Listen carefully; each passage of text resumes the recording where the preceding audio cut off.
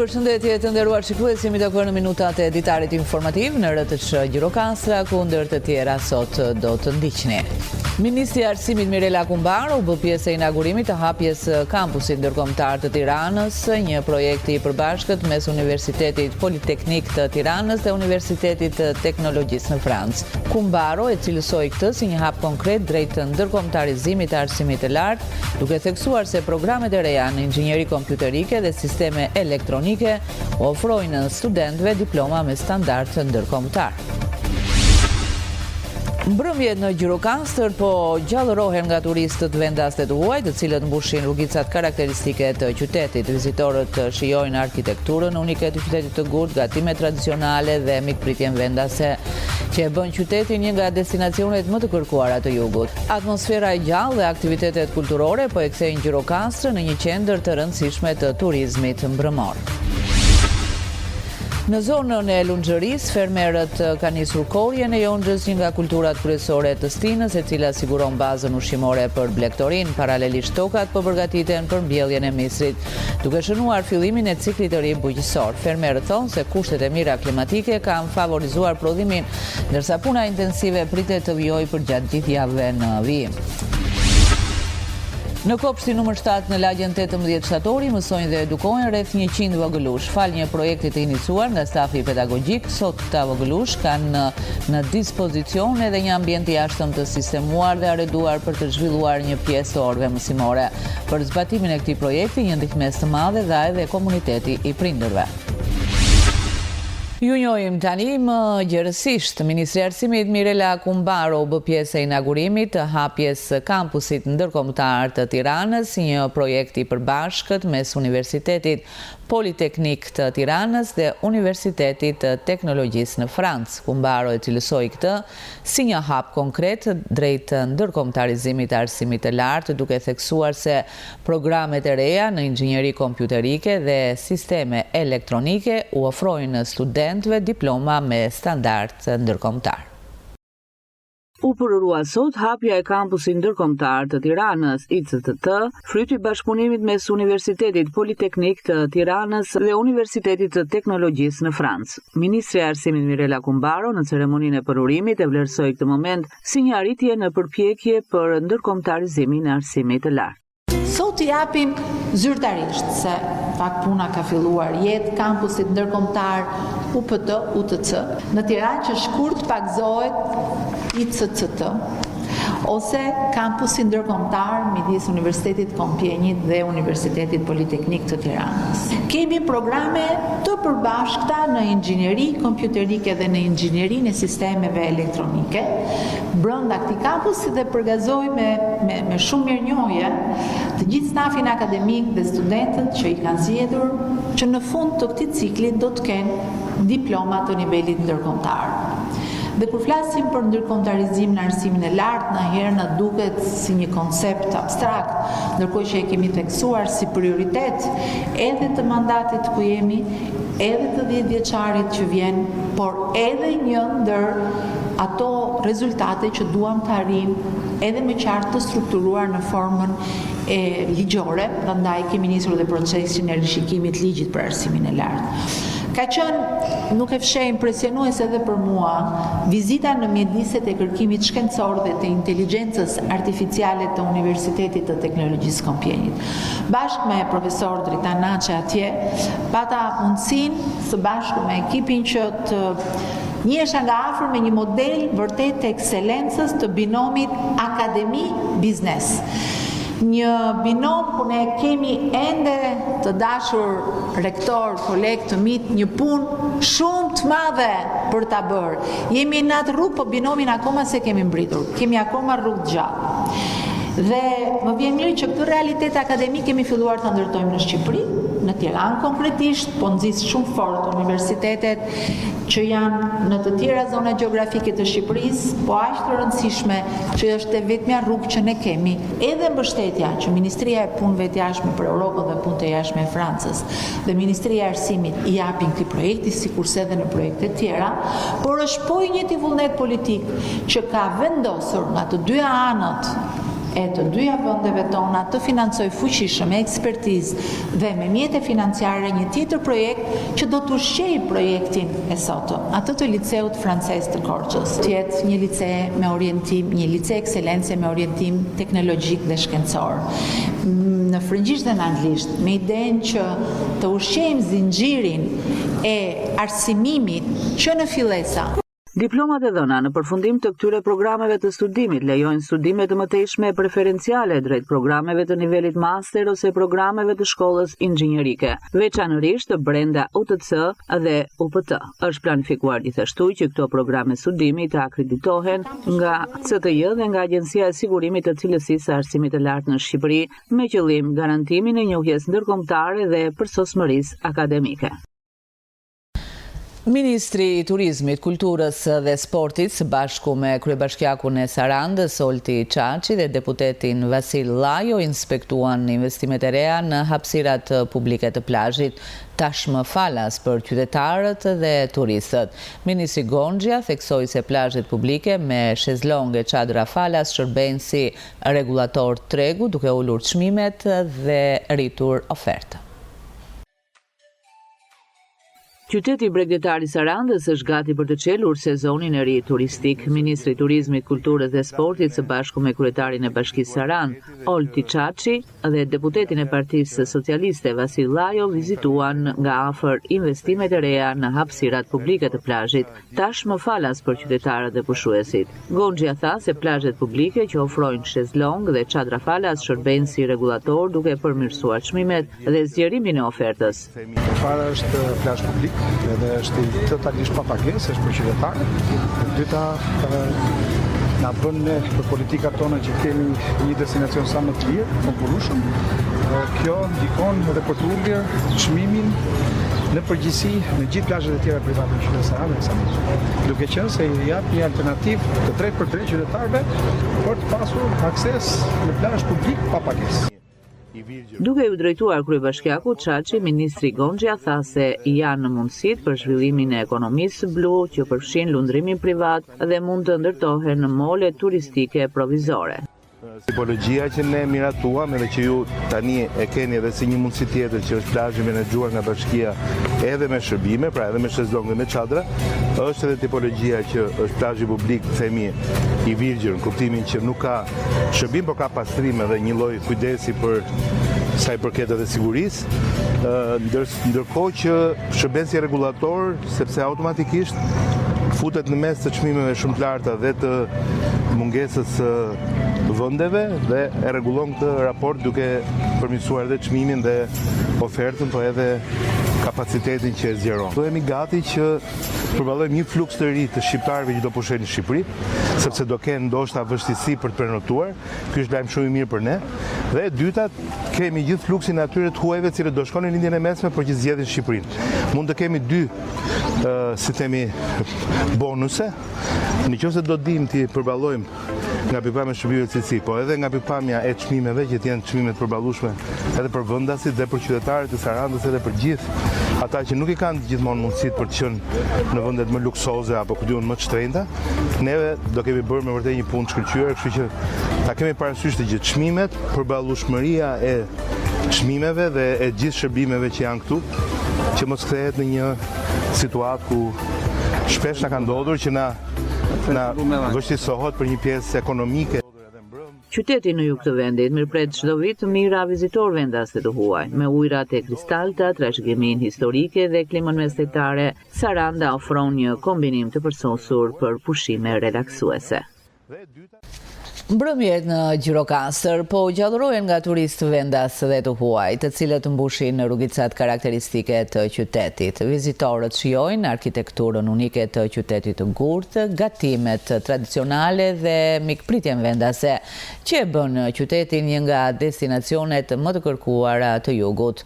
Atmosfera e gjallë dhe aktivitetet kulturore po e kthejnë Gjirokastrën në një qendër të rëndësishme të turizmit mbrëmor.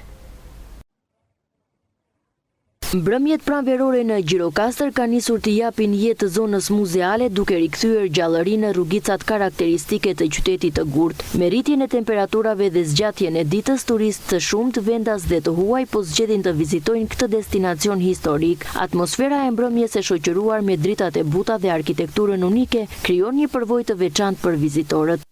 I like the atmosphere. Më pëlqen shumë atmosfera në Gjirokastër. Më duket sikur për momentin jam i vetmi aziatik këtu. Nuk pash as kinez dhe as japonez të tjerë. Është një përvojë shumë unike për mua. Kjo duket si një mbrëmje magjike. Ne sapo mbritëm në këtë qytet me histori shumë të bukur. Na kujton pak qytetin ton. Ne jemi nga Estonia. Kemi të njëjtën energji dhe jeta e natës na duket sikur e kemi njësoj. Kështu që po ndihemi pak të ngjashëm, por kemi dhe shumë ndryshime, sigurisht. Po, në fakt kemi ardhur sot. Është vërtet shumë bukur kjo vizitë, sidomos pjesa e vjetër e qytetit na ka mahnitur. Kryesisht kemi qëndruar në këtë pjesë të qytetit, sepse erdhëm direkt këtu sapo hëngëm diçka dhe tani po ecim përreth. Është shumë bukur.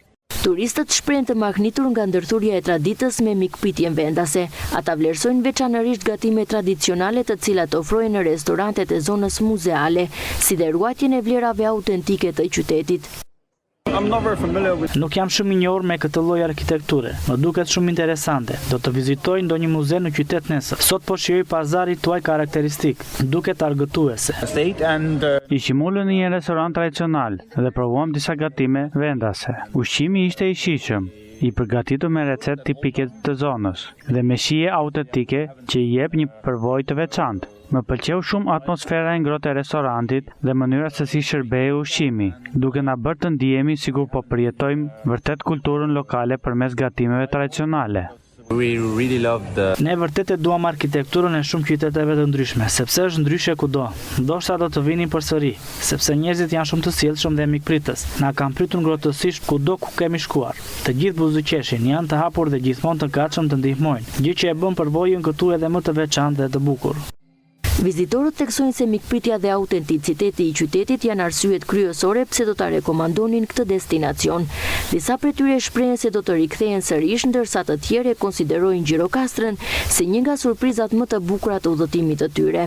Mbrëmjet pranverore po shndrohen kështu në një moment ideal për të zbuluar nga afër jeshrinë dhe traditën e këtij qyteti historik. Në zonën e Lunxhërisë, fermerët kanë nisur korjen e jonxhës, një nga kulturat kryesore të Stinës, e cila siguron bazën ushqimore për blegtorin. Paralelisht, tokat po përgatiten për mbjelljen e misrit, duke shënuar fillimin e ciklit të ri bujqësor. Fermerët thonë se kushtet e mira klimatike kanë favorizuar prodhimin, ndërsa puna intensive pritet të vijojë për gjatë gjithë javëve në vijim. Fermerët në zonën e Lunxhërisë kanë nisur që prej ditës së djeshme korjen e kulturës së jonxhës, e cila konsiderohet një prej kulturave më të rëndësishme bujqësore në këtë zonë. Ajo ka një rol të madh jo vetëm për ekonominë e fermerëve, por edhe për furnizimin me bazë ushqimore të blegtorëve lokal, duke qenë një element kyç në zhvillimin e aktivitetit bujqësor dhe blegtoral në këtë zonë. Sipas fermerëve, vendas pritshmëritë për këtë vit janë më pozitive krahasuar me vitin e kaluar. Procesi korjes ka nisur dje. Prishmërit për prodhimin tregojnë më potenciale nga viti që kaloi, për shkak se si vjet ka pati lagështir muaj janar, muaj shkurt. Kemi korr pakit, jo shumit, sepse këtë javë tregojnë që kushtet e motit tregojnë që ka rrje shiu. Pastaj vijojmë nga java që vjen, nga e hëna e tutje, vazhdojmë të korrim në mas. Moti me reshje ka ndikuar në prodhimin dhe në cilësinë e jonxhave këtë vit, për shkak se lagështira në vitet e kaluara, për shembull vitin e kaluar ishte janari dhe shkurti, nuk kishte lagështirë. Edhe domethënë që prodhimi që i dobët. Si vjet ka ndikuar për mirë. Për pjesën e blegtorisë është aja e gjithçka, e jonxha edhe misri ato mbulojnë çdo gjë. Paralelisht me korjen e jonxhës, kjo periudhë përkon edhe me procesin e mbjelljes së kulturës së misrit. Aktualisht fermerët e zonës së Lunxhërisë ndodhen në fazën përfundimtare të mbjelljeve, duke vijuar punën intensive në fushat bujqësore. Procesi ka nisur para një jave, i mbjelljes së misrit, vijon, është pothuajse në përfundim në këto momente. Unë të paktën është parcela e fundit kjo që po bëj, edhe për shkak vonesa ka qenë lagështira, sepse këtu gjatë dimrit mbaj shumë lagështirë. Kultura e misrit ka një rëndësi të madhe për qoftë blegtorët, qoftë për ata që e mbjellin për biznes, domethënë për të shitur. Toka ka shumë, madje me potencial, por uji është goxha i pakët. Nuk arrin. Nëse zgjerohet, nëse kjo zonë për shembull do mbillte 100 apo 200 hektar misër, atëherë uji do të i pamjaftueshëm. Pritshmëritë janë të mira, fillimi është goxha i mirë. Pranvera na ndihmoi. Pardije kishte reshë shiu, pothuajse pjesa dërmuese e tokave ishte e mbjell. Atëherë është një fillim i mbar. Ky kombinim i korrjes dhe mbjelljes tregon një sezon të ngarkuar për fermerët, të cilët po punojnë për të siguruar një prodhim sa më të qëndrueshëm dhe të suksesshëm gjatë vitit. Policia bashkiake e Dropullit ka shtuar masat për sigurinë në shkollën e bashkuar të Dervicianit për shkak të zhvendosjes së përkohshme të procesit mësimor. Aktualisht, nxënësit zhvillojnë në mësimin në ambiente alternative, ndërsa godina e shkollës është në rikonstruksion. Drejtuesit e shkollës bëjnë me dije se situata monitorohet në vijimësi për të garantuar sigurinë e nxënësve dhe stafit. Nxënësit dhe mësuesit e shkollës së bashkuar Dervician prej disa muaj zhvillojnë procesin mësimor në 2 ambiente të tjera. Cikli fillor në ambientet pranë kishës së fshatit, kurse cikli i lartë i shkollës nëntëvjeçare dhe cikli i mesëm në ambientet e qendrës sociale. Rekonstruksioni i godinës së shkollës ka detyruar drejtuesit e Bashkisë Dropull dhe zyrën vendore të arsimit që të gjejnë ambiente të tjera për zhvillimin e procesit mësimor gjatë vitit 2025-2026. Kështu që drejtuesit e shkollës janë detyruar të rikonsiderojnë çështjen e sigurisë publike në shkollë. Siç e dini si vjet, ne nuk jemi në ambient e shkollës sonë, por jemi në një godinë që ka afruar bashkia, e cila ka kushte shumë të mira për organizimin e mësimit. Gjendet brenda territorit të shkollës dhe kjo godinë, që në mëngjes Fgoni Rendit është ai që shoqëron nxënësit që futen në pushim të gjatë edhe në drek. Fëmijët janë të sigurt 100%, po unë besoj që vitin tjetër, kur shkolla do të ketë një mur rrethus 100% të mbyllur dhe të garantuar, siguria do jetë akoma më e madhe.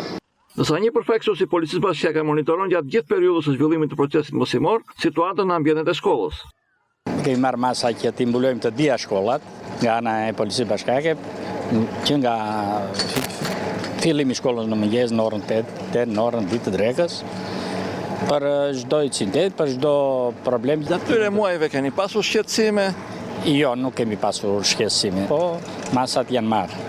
Bashkëpunimi me policinë e shtetit si është? Edhe policia e shtetit është për ditë, vjen patrullon dhe policia e shtetit, edhe neve jemi për ditë në shkollë. Sipas të gjitha parashikimeve, procesi mësimor për vitin shkollor 2026-2027 do të fillojë në ambientet e reja të shkollës së rikonstruktuar. Në kopshtin numër 7 në lagjen 18 shtatori në Gjirokastër mësojnë dhe edukohen rreth 100 vogëlush. Fal një projekti të iniciuar nga stafi pedagogjik, sot këta fëmijë kanë në dispozicion edhe një ambient të jashtëm të sistemuar dhe arreduar për të zhvilluar një pjesë të orëve mësimore. Për zbatimin e këtij projekti, një ndihmës të madhe dha edhe komuniteti i prindërve. Këto pamje të ofron sot kopshti numër 7 në Gjirokastër në ambientet e jashtme të tij. Gjithë hapësira e oborit është kthyer në funksionale, duke u vendosur në shërbim të fëmijëve. Tu ka qenë më përpara? Jo, tani u bë më e bukur.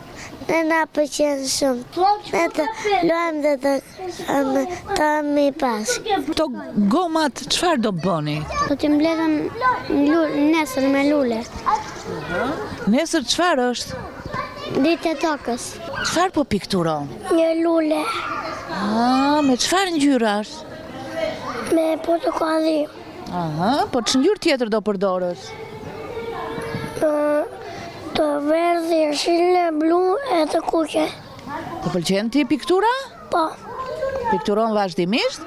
Po. Drejtoresha e kopshtit, Ermira Liçe, ndan më shumë në lidhje me këtë projekt, i cili sipas saj do të ketë rëndësinë e tij në gjithë veprimtarinë mësimore dhe edukative të këtij institucioni.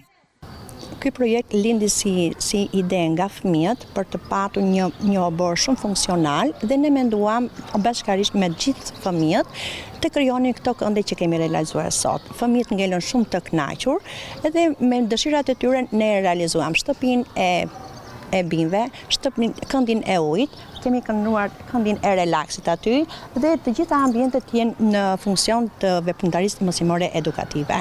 Besoj se kanë dalë shumë bukur edhe fëmijët në bashkëpunim me të gjithë stafin dhe në mbështetje me prindit dhe donatorët dhe realizuam këto mrekulura që ju shikoni sot. Drejtori i Drejtorisë së Arsimit në Bashkinë Gjirokastër, Arben Rexha, thotë se institucionet arsimore kanë qenë dhe do të jenë në fokus të vëmendjes së kësaj bashkie, ndërkohë që ka falendëruar stafin pedagogjik dhe prindrit që mbështeten këtë projekt. Ne sot finalizojmë një iniciativë të drejtorisë së kopshtit nr. 7, së bashku me stafin, por në qendër komuniteti. Ne jemi një ndihmë të këtij projekti. Sigurisht që Bashkia e Gjirokastër nuk ka munguar kur për të ndihmuar kopshte, shkolla dhe veçanërisht institucionet ku roli bashkëpunimi midis komunitetit dhe stafit të pedagogjik të atij institucioni vlen për të lavdëruar. Ne sot jemi te kopshti nr. 7 dhe siç shkoni, po finalizojmë një projekt të jashtëzakonshëm për ambientet e jashtme të këtij kopshti që do të jenë në mbështetje të lojrave të fëmijëve. Detyra vërtet është tona, po pa mbështetjen e prindërve, pa mbështetjen e komunitetit, pa rolin e tyre, asnjë gjë nuk do të realizohet. Mësimi nuk bëhet vetëm për klasa, po bëhet duke kapur fëmijët drejt për drejt. Ujin, urën, gomat, luljet, zhavorin, ërërën, të gjitha këto fëmijët do të jenë pjesë e lojrave të tyre që do të bëhen në këtë tutje. Në kopshtin nr. 7, në lagjen 18 shtatorin, mësojnë dhe edukohen rreth 100 vogëlush. Publicisti Çano Nora vjen te lexuesi këtë herë me librin Rapo Pula në 5 intervista. Janë familjar të kësaj figure të persekutuar në vitet 1950, me të cilët autori dialogon duke i shndëruar intervistat në një mjet rrëfimi letrar dhe dokumentar njëkohësisht. Rapo Pula në 5 intervista është libri më i fundit që mban autorsinë e Çano Norës. Në faqet e tij ndërthuren rrëfimi, kujtesa njerëzore dhe reflektimi duke sjellë figura, ngjarje dhe fate njerëzore. Nëpërmjet 5 intervistave, autori arrin të sjellë jo vetëm portretin e një individi, por edhe frymën e një kohe të përjetuar dhe të rrëfyer me sinqeritet e kthjelltësi. Kështu është vlerësuar nga pjesëmarrësit në aktivitetin promovues, i cili u organizua nga shoqata atletare kulturore Labëria Dega Gjirokastër. Unë mbjella një dhimbje shumë të madhe kur lexova librin për këtë familje Pula që ka vuajtur kaq shumë me burgosi e persekutime brez pas brezi dhe kjo të ushqen atë emfatin për të shtresë shoqërore që në vërtet duhet të vlerësoj dhe më shumë, duhet të favorizoj dhe më shumë, por që në fakt nuk ndodhi kështu. Për arsye që dihet tani dhe që po i vuajmë dhe ne pas 3 dekadash e më shumë, kjo klasë duhet të ishte ajo që duhet të militonte para, të luftonte para për demokraci, sepse ajo kishte ndjerë në kurrën e saj mungesë të demokracisë. Një pjesë tona që nuk morën ndonjë gjë në kohën e socialistit, jemi pak indiferentë, se nuk i kemi ndjerë dhimbjet ashtu siç i kanë ndjerë këta që kam në krah. Rapo Pula, si dëgjoj dhe nga diskutimet dhe aktivitetet të tija, është një burr themeli në rrënjët e pulave dhe të gjylatit. Në ato themel ngrihen lart e lart dhe Çano ka ditur që të ndriçojë një nga burrën, marrë Rapo Pulën dhe ta përgjithësojë.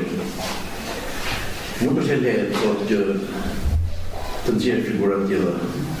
Çano nuk garon me dikë modestia e tij, stilësia e tij dhe aftësia e tij bën që ai të ngarojë me vetveten.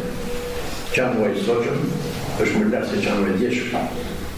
Me kurat e kësaj familje labe, por me atë vajzë të papaj që kërkoni, të gjithë pjesëtarët e kësaj familje i arrestuan duke i lënë shtëpinë bosh dhe pas një njeri brenda.